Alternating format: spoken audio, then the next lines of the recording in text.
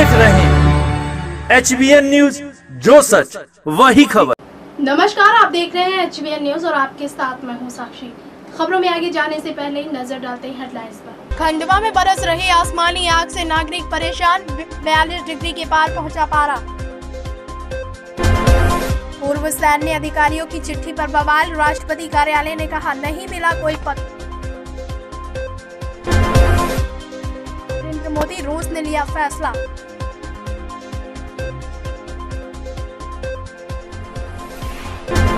मेनका गांधी के मुसलमानों पर दिए गए बयानों पर मचा विवाद, चुनावी सभा को कर रही थी संबोधित। और डिग्री विवाद पर बोली स्मृति, कांग्रेस जितना भी कर ले अपमानित, मुझे कोई नहीं रोक सकता। और अब रुक करते हैं खबरों की ओर।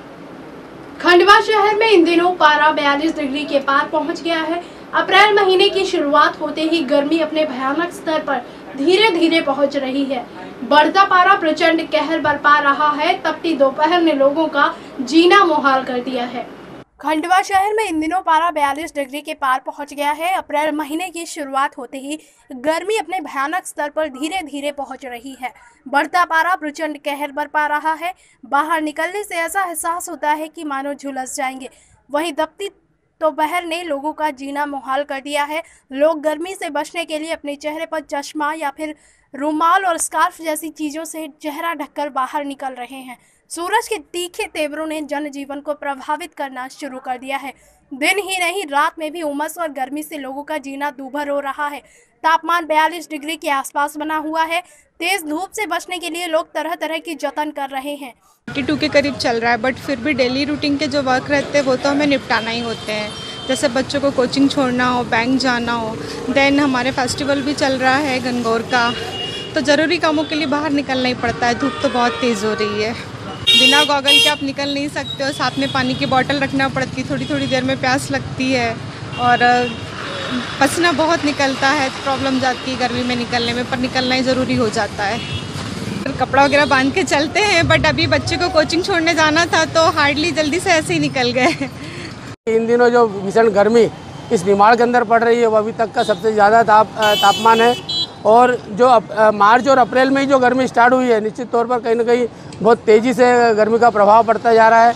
और आम आदमी का जो दिनचर्या है वो पूरी तरह से बिगड़ गई है कि हम देखते हैं कि बहुत कम संख्या में, हालांकि शादी ब्याह चल रहे हैं, लोगों को मजबूरीवश इस तपती धूप में और 42 डिग्री के तापमान में भी निकलकर अपने सामान की खरीदारी, शादी ब्याह होने के कारण खरीदारी करने निकले हैं। और देखते हैं कि कई बार तो यह दिखता है कि बाजार पूरे गर्मी के कारण पूरा का पूरा सूना दिखता है, लेकिन लोगों की मजबूरी है अपने गमछा डालकर, चश्मा लगाकर, और भी जो साधन होते हैं गर्मी से बचने के लिए, वो पूरे साधन करके आदमी अपनी व्यवस्थाओं की पूर्ति करने के लिए इस भीषण गर्मी। बाजार में नारियल पानी, जूस की दुकानों पर लोगों की भीड़ बढ़ गई है और ज़्यादातर तापमान 42.5 डिग्री रहा, जबकि न्यूनतम तापमान 22.4 डिग्री पर पहुंच गया है। सुबह से ही तेज धूप के साथ गर्म लपटों ने लोगों को प्रभावित करना शुरू कर दिया। गमछे और स्कार्फ के सहारे लोगों को धूप से बचना पड़ रहा है। गर्मी बढ़ते ही बर्फ के गोले और शरबत के साथ ही जूस की बिक्री भी बढ़ गई है। लोग नारियल पानी और गन्ने का रस पीकर गर्मी से राहत पाने की कोशिश कर रहे हैं। भीषण गर्मी के कारण दोपहर के वक्त सड़कों पर सन्नाटा छाया रहता है। बाजारों में भी भीड़ गर्मी के कारण कम होने लगी है। खंडवा मध्य प्रदेश से मोहम्मद असलम खान के साथ संजय चौबे की रिपोर्ट, HBN न्यूज। 150 से ज्यादा पूर्व सैन्य अधिकारियों द्वारा मोदी सरकार की सेना के राजनीतिकरण को लेकर राष्ट्रपति को लिखे गए पत्र पर विवाद गहरा गया है।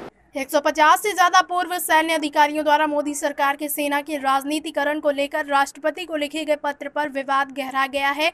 सूत्रों के मुताबिक राष्ट्रपति कार्यालय को अभी तक ऐसा कोई पत्र नहीं मिला। हालांकि कहा जा रहा है कि लोकसभा चुनाव के पहले चरण के मतदान के दिन पत्र राष्ट्रपति रामनाथ कोविंद को भेजा गया था। राष्ट्रपति भवन के एक सूत्र ने कहा, हमें अभी तक ऐसा कोई पत्र नहीं मिला। दूसरी तरफ पूर्व वायुसेना प्रमुख एयर चीफ NC सूरी ने कहा कि उन्होंने कोई चिट्ठी लिखी ही नहीं और ना ही उनसे कोई सहमति ली गई। उनके मुताबिक सेना किसी राजनीतिक दल से नहीं जुड़ी है और ना ही सरकार के निर्देश पर काम कर रही है। संयुक्त अरब अमीरात के बाद रूस ने भी प्रधानमंत्री नरेंद्र मोदी को अपने देश का सर्वोच्च नागरिक पुरस्कार देने का फैसला कर लिया है। संयुक्त अरब अमीरात के बाद रूस ने भी प्रधानमंत्री नरेंद्र मोदी को अपने देश का सर्वोच्च नागरिक पुरस्कार देने का फैसला लिया।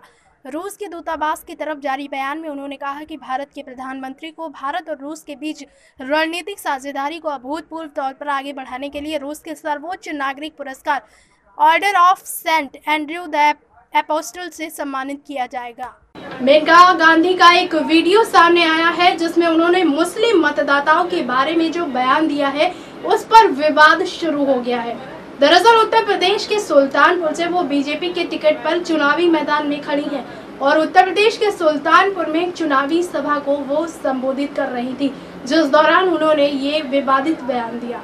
मेनका गांधी का एक वीडियो सामने आया है जिसमें उन्होंने मुस्लिम मतदाताओं के बारे में जो बयान दिया है उस पर विवाद गर्मा गया है। उत्तर प्रदेश के सुल्तानपुर से मेनका बीजेपी के टिकट पर चुनावी मैदान में खड़ी हैं। उत्तर प्रदेश के सुल्तानपुर में एक चुनावी सभा को संबोधित कर रही थी। मेनका ने कहा, मैं जीत रही हूँ, लोगों की मदद और प्यार से मैं जीत रही हूँ, लेकिन अगर मेरी जीत मुसलमानों के बिना होगी तो मुझे बहुत अच्छा नहीं लगेगा, क्योंकि इतना मैं बता देती हूँ कि दिल खट्टा हो जाता है।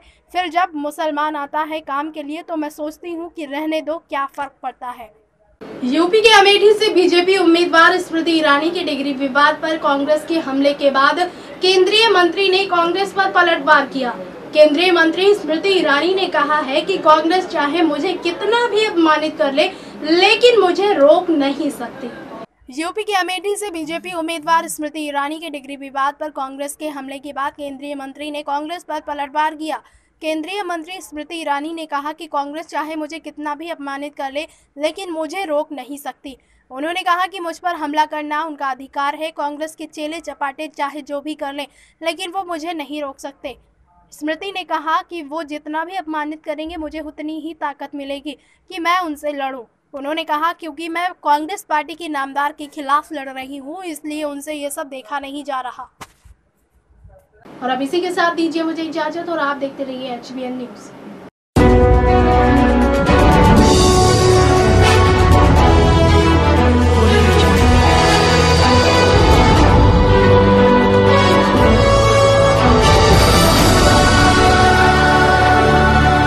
आप देख रहे हैं HBN न्यूज़, जो सच वही खबर।